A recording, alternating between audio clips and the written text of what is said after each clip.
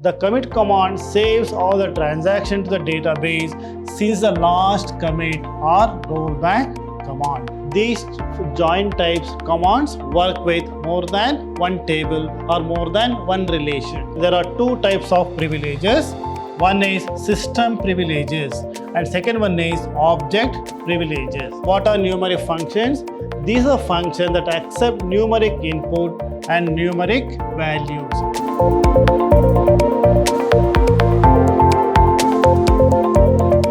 Dear students, welcome to Computer Science classes.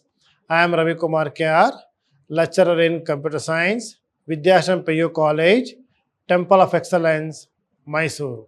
SQL join types, creating views, commit, grant and revoke. So let us discuss these commands of SQL in this session.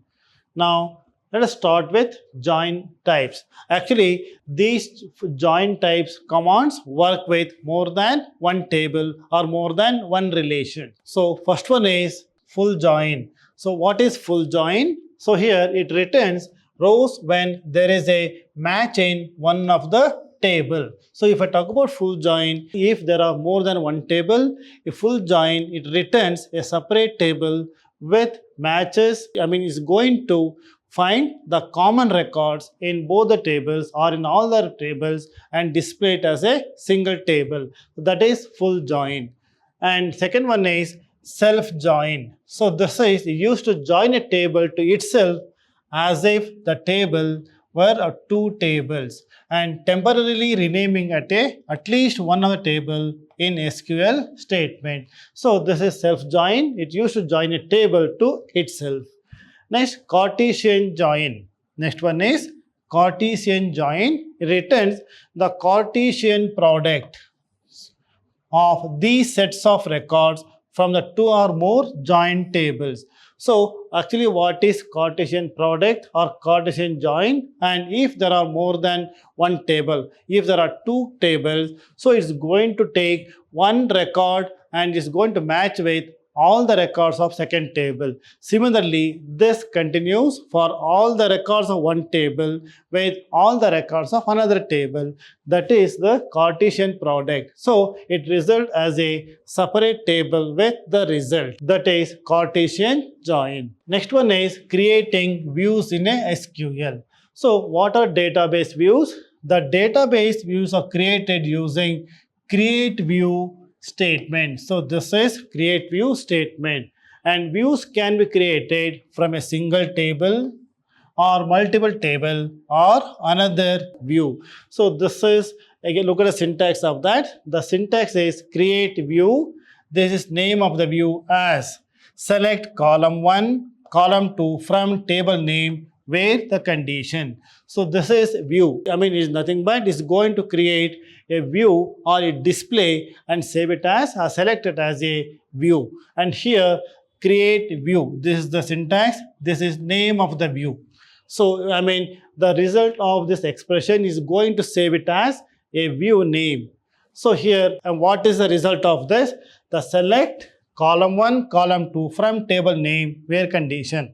Now look at the example. So create view, employees view. This is name of the view, employee view as select name, age from employees. So what is the meaning of this? You know how select command is going to work. In this example, is going to fetch all the attributes of the records, name and age from the table employees. And the result of this is going to save it in a file or in a view, employees view. Next one is select star from employees view. Now we want to display that. We are using select command. Star is a wildcard. It's going to display all the records of a table or all the records of a view, in this example, from employees view. So it's going to display all the records of the employees view. So this is creating a views in SQL. Now next command is commit command. So next one is commit command. The commit command is the transactional command used to save changes invoked by a transaction to the database. So here the commit command saves all the transaction to the database since the last commit or rollback command.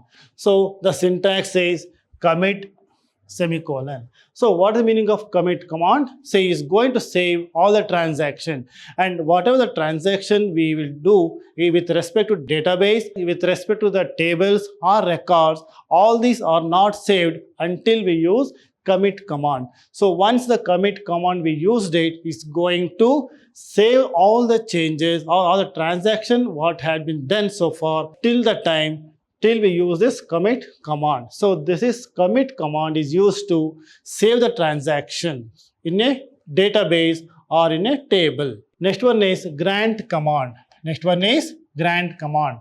So grant is a command used to provide, is going to provide access or privileges on the database objects to the user. Here, if I say database object is nothing but tables.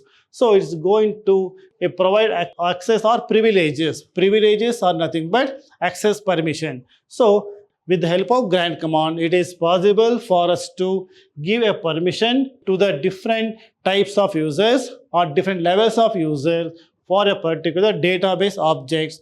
That is nothing but tables. That is grant command. Syntax: grant privilege name on the object name to the user and with grant option. This is the syntax. Look at the example. Grant select on employee to user 1. So what is the meaning of this? We are giving grant select 1. We are going to give a select privileges on the table employee to the user 1. So this is the meaning of the giving privileges to the user 1 here. Now this command grant select permission to the employees table to the user 1. Next one is revoke command. So the revoke command is used to remove the user access rights or privileges to the database objects what it has been given. So it is nothing but is going to take out all the privileges given to the user on different database objects like tables. So look at syntax. This is a syntax and example. Revoke select on employees from user 1. So now if you look at the previous slide, and here with the help of grant command we have given select privileges to the user 1. So now with the help of revoke command we are going to take out that select permission of the table employee to the user 1. So this is revoke command. Next slide is privileges and roles. So what are privileges? The privileges defines the access rights provided to the user on a database objects. So this is what you have seen in our previous slide with the help of grant and revoke command. So here there are two types of privileges. One is system privileges and second one is object privileges. So what is system privileges? It allows user to create, alter and drop database objects. So here with the help of system privileges, here it is possible for the user to create a table or database, and we can alter, means we can modify the database, as well as we can drop the database, nothing but we can delete the database. These are the commands for comes under system privileges. And what are the object privileges? Database objects are nothing but tables. What are the table level privileges? Here this allows the user to execute, select, insert, update or delete data from the database object to which the privileges apply. So here object privileges is nothing but we can make use of these are the commands in object privileges. Next concept is SQL built-in functions or inbuilt functions. And here see there are two types of function. One is single row function. What is single row functions? And here single row or scalar function returns a value for every row that is processed in a query. It is going to work for a particular row or nothing but a particular record. So that is single row functions. Group functions, and here there are four types of single row functions. There are four types of single row functions. They are numeric functions. And what are numeric functions? These are functions that accept numeric input and numeric values. Numeric input as well as numeric values. Normally what we have seen as arithmetic operators or arithmetic functions in C++.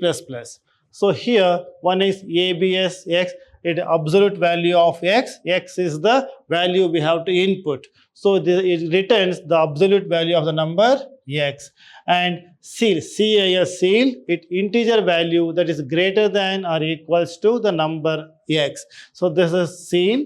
And float, integer value that is less than or equals to the new number x. And truncates the value of number x up to y decimal places. We are going to take out number of decimal places. And round x is it is rounded off values of the number x up to the number y decimal places. So we are going to round off the decimal values. See, these are all different numeric functions or single row functions. Next we see the character or text functions. These are all comes under single row functions. So these are the functions that accepts a character. Character functions which accepts the character as the input and can return both character and number values. Or say in character function, it accepts the character as an input and returns either character or the integer or a numbers as an output. Now let us see different functions. So one is lower string value. Here lower is the function string value. So here all the letters in the string value means this is an input string value is converted into lower case. So lower in the sense, say it is a character function, so or a text function, it converts the values of the string value into lowercase string. Now similarly for upper, so it is upper string value. It is all the letters of this particular string will be converted into uppercase characters. So that is uppercase. Next one is L trim and R trim. So here what is L trim? L stands for left. So all occurrences of trim text is removed from the left of the string value, and R trim is stands for right. All occurrences of trim text is removed from the right of the string value. These are different character functions of SQL. Next we see some other functions here. These functions group the rows of data based on the values returned by the query. The group functions are used to calculate aggregate values like total or average, which returning just one total or one average value after processing the group of rows. This is nothing but a group function where it is going to work with multiple records or group of records. That is the group functions. Now let us move on to next slide. Next one is date function. So what are date functions? These are functions that take values that are of date data type. Here data type is of date and date as input and returns the values of the data type date, except for the months between functions which returns a number. So what is a date function? It's going to take date as an input, and the date is a data type of SQL and returns the values of the data type date. Again, it takes the input as a data type and returns date as the output. So this is date functions. Next, let us see the different date functions. Add months date n. This is one of the date function, and here it returns a date value after adding n months to the date x. So suppose this is the date n here. So value of x here date. So it's going to add n number of months to the date and display as the result. That is add months. Similarly, months between x1 and x2. So it's going to return the number of months between these two dates. That is months between. Next one is round x of date format. So another function. So it returns the date x, the input date, rounded off to the nearest century, year or month. So this is another round function. Similarly, trunc as well as next day function, all these are different date function of SQL. Now, next slide is conversion function. This is another type of function, conversion function. Here, these are functions that help us to convert a value in one form to another form. Conversion from one format to another format. So here, first one is to character x of y. So this is one conversion function. So here converts numeric and date value. This is the numeric as well as date value to a character string value. So we are converting the numeric as well as date data type into string value. And similarly to date, x comma date format. It converts a valid numeric and character values to a date value. Here we are converting from numeric and character into date value or date format. Next one is NVL. Here x is null. Replace with y and x and must be of the same data type. Next, decode. See, these are all different conversion functions of SQL. Students, let us continue our discussion in my next session. Thank you so much.